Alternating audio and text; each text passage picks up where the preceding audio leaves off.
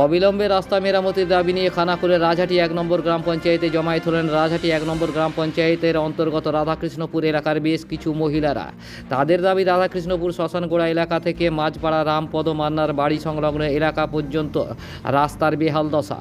বেশ কয়েকবার বিভিন্ন দপ্তরে জানিয়েও কোনো সুরাহা না হয় আজ সোমবার দুপুরে ওই এলাকার মহিলারা একত্রিত হয়ে অবিলম্বে রাস্তা মেরামতির দাবি নিয়ে রাজহাটি 1 নম্বর গ্রাম পঞ্চায়েতে জমায়েত হয়ে তারা ক্ষোভ প্রকাশ করেন বলে জানা যায়। ঘটনার খবর পেয়ে ঘটনাস্থলে খানাকুল থানার পুলিশ গিয়ে পরিস্থিতি সামাল দেয়। তাদের অভিযোগ রাস্তাটি প্রায় চলার অযোগ্য রাস্তা, গর্ত সহ বেহাল দশা, ফলে স্কুল পড়ুয়া, নিত্যযাত্রী, অসুস্থ ব্যক্তি সহ সমস্যায় পড়ছেন ওই এলাকার বাসিন্দারা। অবিলম্বে রাস্তা মেরামতি না হলে ভোট দেবেন না বলে হুঁশিয়ারি দেন তারা। স্লোগান তোলেন রাস্তা দাও ভোট নাও। যদিও পঞ্চায়েত প্রধান উপপ্রধান উপস্থিত না থাকায় এদিন তাদের ফিরে যেতে হয় বলে জানা গেছে।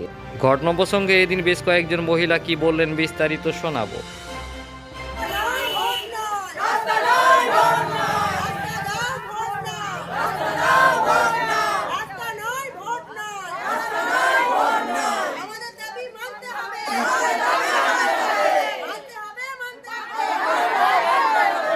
রাধাকৃষ্ণপুর ওই যে শ্মশানগোড়া থেকে রামপদ মান্নার ঘর দেয়নি।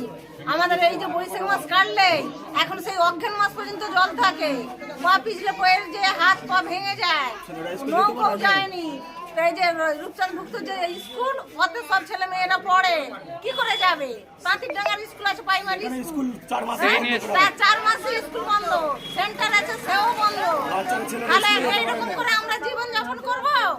আমাদের তো স্বাধীনতা আছে, আমাদেরও তো ভালো রাস্তা আমরাও তো চাই। চারধারে হচ্ছে কেন, আমাদের কেন হবে? আমরা পঞ্চায়েতে এসেছি, রাজহাটি 1 নম্বর রাস্তা চাইছি। রাস্তা যদি আমাদের করে দেয় ভোট দেবো, নাহলে আমরা এই যে 10টা পাড়া রয়েছি, আমরা একজনও কেউ ভোট দিতে যাবো। আরতি সমান বাড়ি রাধাকৃষ্ণপুরেই এসেছি এখানে রাজহাটি 1 নম্বর গ্রাম পঞ্চায়েতে। তো আমাদের দাবি হচ্ছে রাধাকৃষ্ণপুর শ্মশানগোড়া থেকে মাঝপাড়া রামপদ মান্নার বাড়ি পর্যন্ত রাস্তা ভীষণ গর্ত, যার ফলে জ্যৈষ্ঠ মাসের শেষ থেকে প্রায় কার্তিক মাস পর্যন্ত জল জমা হয়ে থাকে, যার ফলে সেলতা হয়ে যায়। বা ওখানে যে তাঁতিরডাঙ্গা স্কুল আছে, সেন্টার আছে, নন্দনপুর উচ্চাদ একাডেমি যে হাই স্কুলে যাওয়ার জন্য বাচ্চাদের ভীষণ অসুবিধা হয়, যার ফলে বাচ্চারা স্কুল যেতে পারে না, পড়াশোনা কন্টিনিউ করতে পারে না, সেন্টারে যেতে পারে না। বয়স্ক যে আমাদের কি বলবো শাশুড়ি মা বলুন, ঠাকুমা দাদুরা আছে, তাদের স্বাস্থ্য পরিষেবা নিয়ে যেতে অসুবিধা হয়। আমরা 2026-এ বাস করে কি আমরা দোল্লায় করে নিয়ে যাব স্বাস্থ্য পরিষেবায়?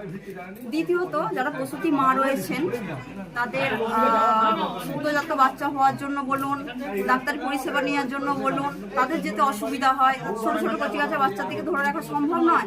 তারা যখন রাস্তাঘাটে যায় বা ডাক্তারখানা নিয়ে যায় ধরে ধরে, তখন কাছাড় খায়, সবাই হাত পা ভেঙে যায়। সেক্ষেত্রে আমাদের খুব অসুবিধা মনে হয়।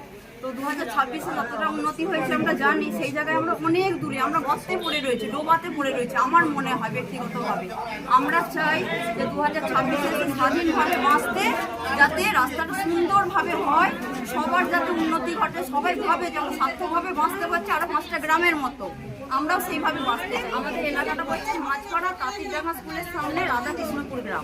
আমার নাম মামনি প্রামাণিক।